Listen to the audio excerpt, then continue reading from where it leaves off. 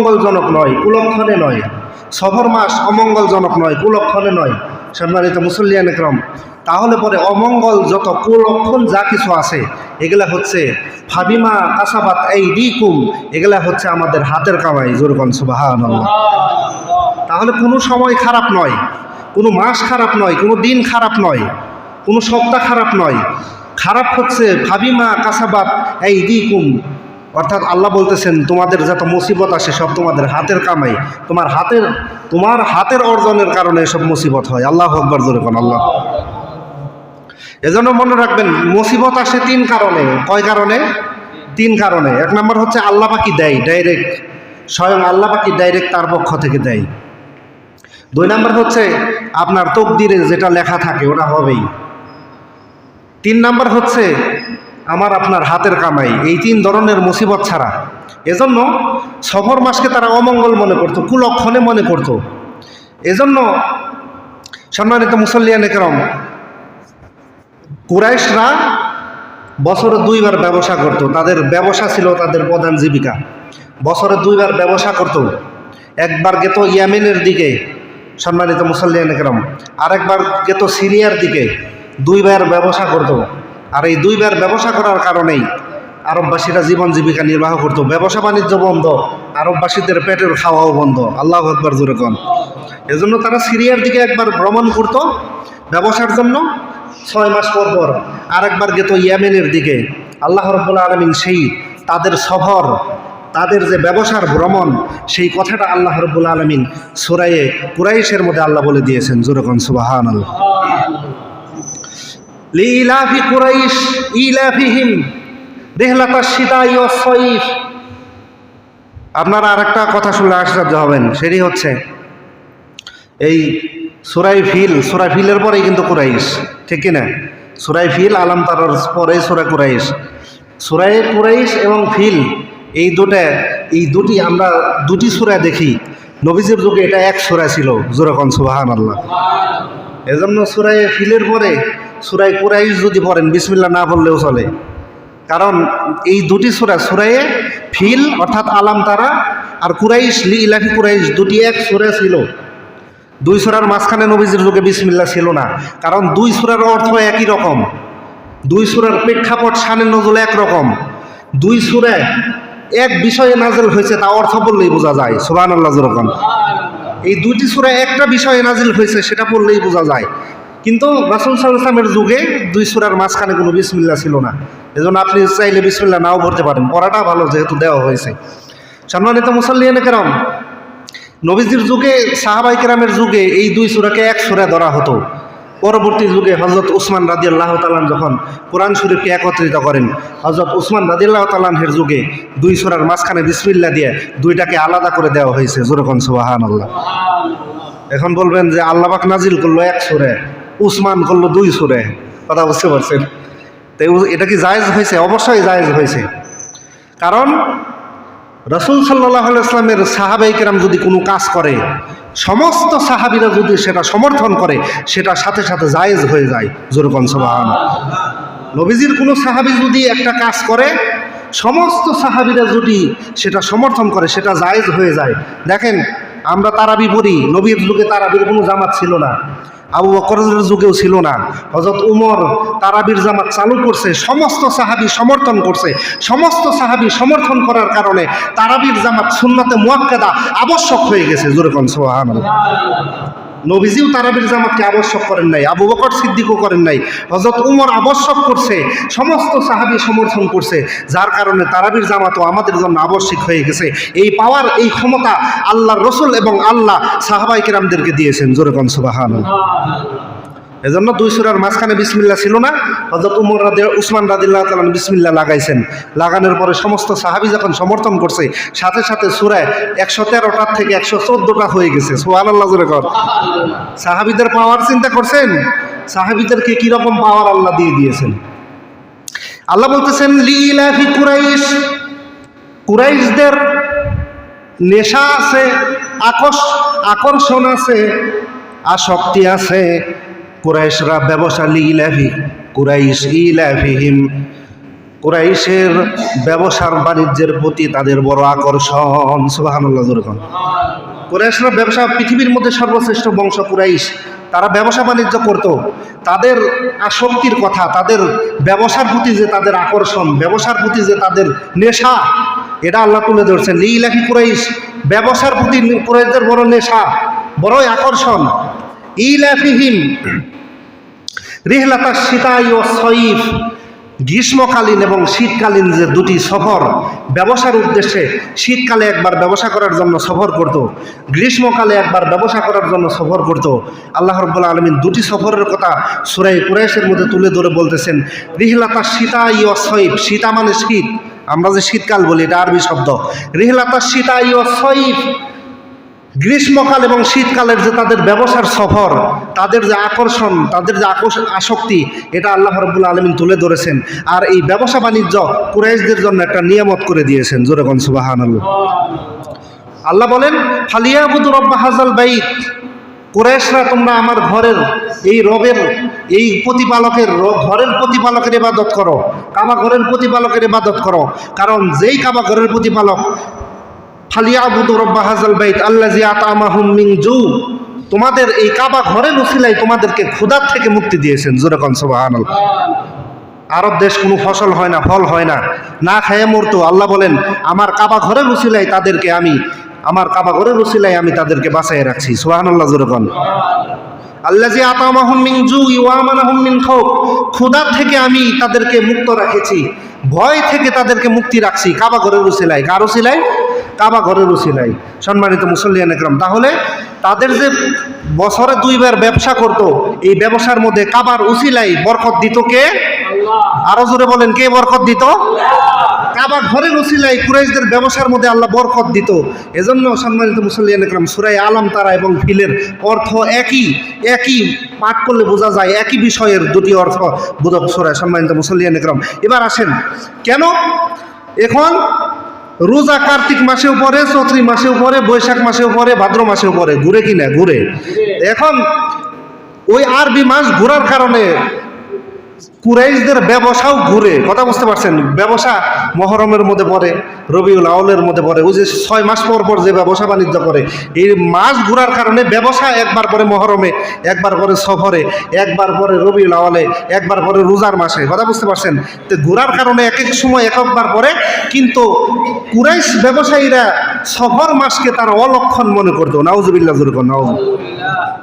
সম্মানিত মুসল্লিয়ান একরাম, এজন্য আল্লাহর হাবিব বলছেন, ফাকালান নবী সাল্লাল্লাহু আলাইহি ওয়াসাল্লাম ওয়ালা সফর ইয়াতাশাআমুনা বিদুখুলি সফর, সফর মাস আসলে তারা সফরকে তারা অকল্যাণ মনে করত, কুলক্ষণ মনে করত, অমঙ্গলের লক্ষণ মনে করত।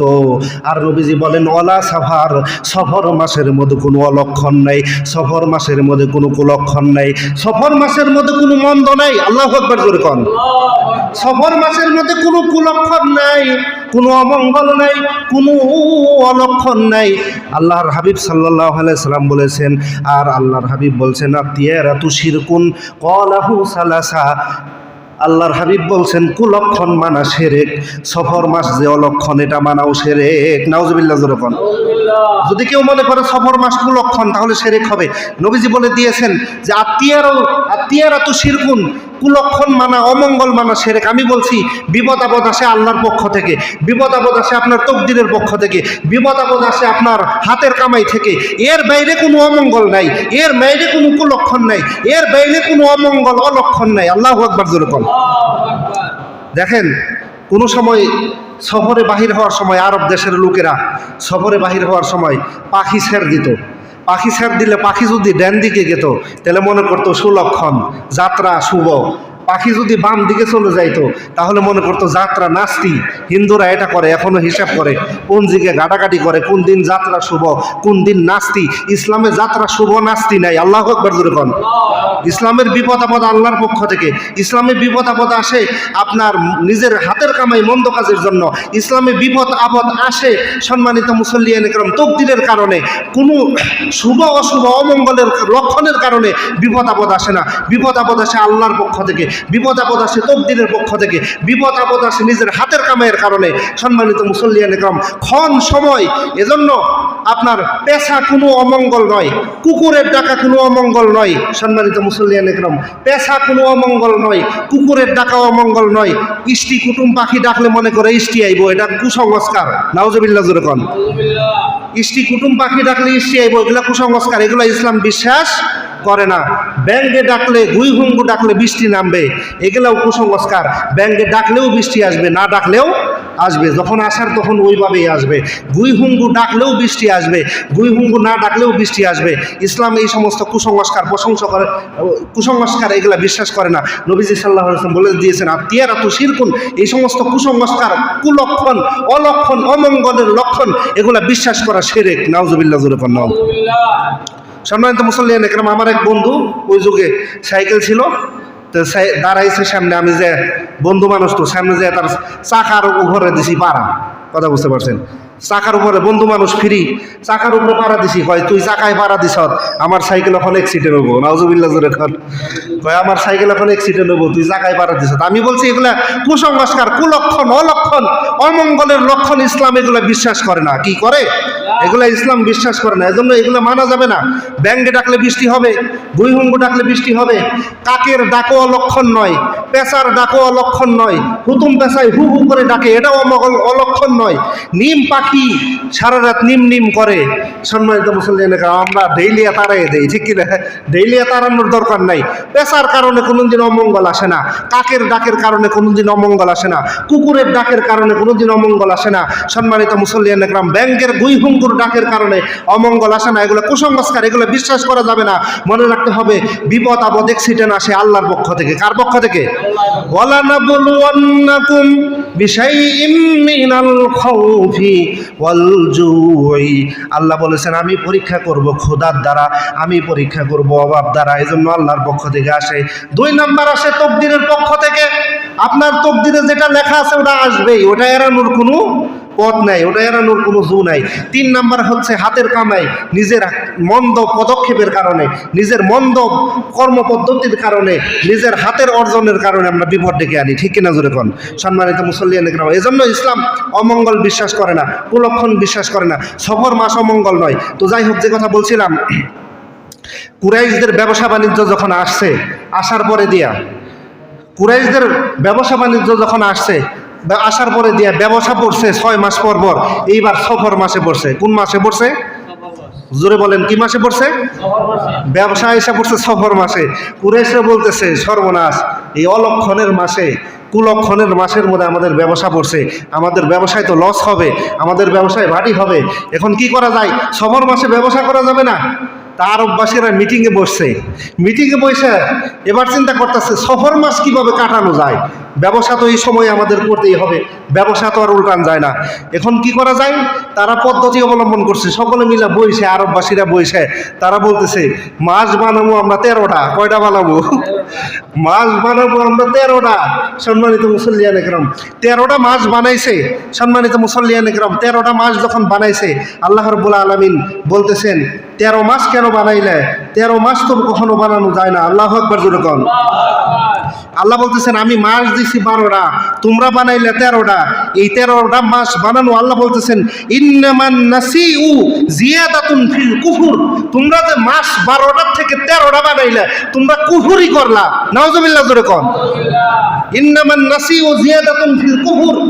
মাস তোমরা 12টার থেকে 13টা বানাইছো, তোমরা তো এটা কুফরি করলা। আল্লাহ রাব্বুল আলামিন পরিষ্কার ঘোষণা দিয়ে দিলেন, ইন্না ইদ্দাতা শুহুরি ইনদাল্লাহি 12 শাহরান। আমি আল্লাহ 12টা মাস দিয়েছি। 12 মাস কোনোদিন 13 মাস হয় না। আল্লাহু আকবার জোরে কোন। সম্মানিত মুসল্লিয়ান কিরাম, এজন্য তারা 13টা মাস বানাইলো।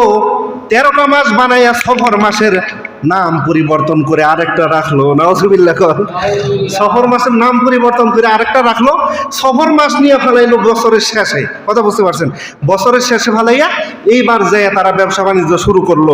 মাসের সফর মাসই চলছে, মানে এই মাসই চলছে। নতুন এক নাম দিয়ে ব্যবসা বাণিজ্য শুরু করছে, আর সফর মাস ফেলাইছে শেষে। আল্লাহ কয়, নাম চেঞ্জ করতে পারবা। আল্লাহু আকবার জোরে কর।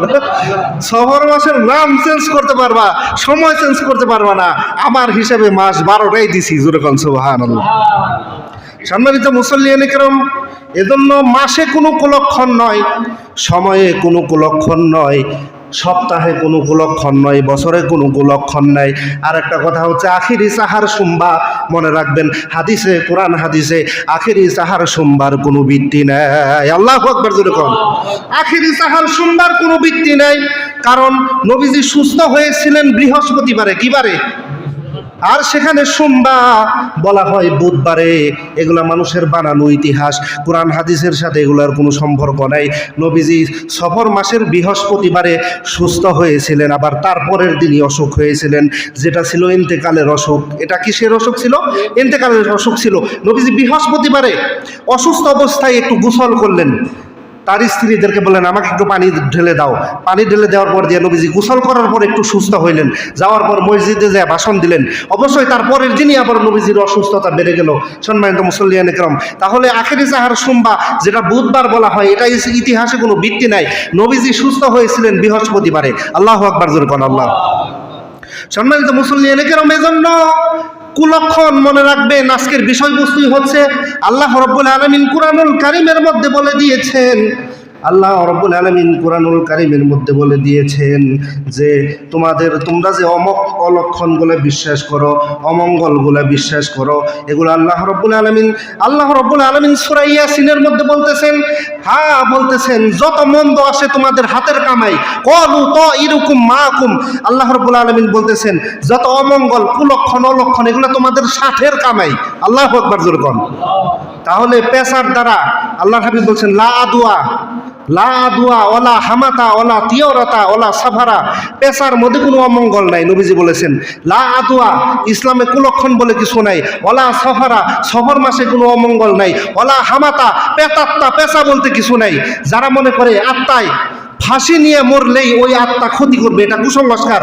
মনে রাখবেন মানুষ মারা যাওয়ার পর তার রুহুটা অন্য জগতে চলে যায়, ওই জগৎ থেকে এই জগতে মাতবুরি করার কোনো চান্স নাই। আল্লাহু আকবার জোরে কোন। আপনি মনে করলেন যে ফাঁসি নিয়ে মারা গেছে, তার আত্মা ভূত হয়ে দাঁড়িয়ে রয়েছে, এটা কুসংস্কার। তারা এমন একটা জগতে চলে গেছে, ওই জগৎ থেকে এই জগতে মাতবুরি করার কোনো চান্স নাই। এজন্য আহট, এগুলা কুসংস্কার। ফাঁসি নিয়ে মারা গেলে, কোনো মানুষ মারা গেলে আত্মা ভূত হয়, এগুলো কুসংস্কার। নবী বলছেন ওলা হামাতা, পেচকের আত্মা আর ভূতের আত্মা বিশ্বাস করা, এগুলা কুসংস্কার। আল্লাহু আকবার জোরে কোন। সম্মানিত মুসল্লিয়ান কিরাম, এজন্য তাহলে পরে কাকে ডাকলে ভয় পাওয়া যাবে না, পেশায় ডাকলে ভয় পাওয়া যাবে না, কুকুরে ডাকলে ভয় পাওয়া যাবে না। ভরসা করতে হবে আল্লাহর উপরে। কার উপরে? ভরসা করতে হবে আল্লাহর উপরে।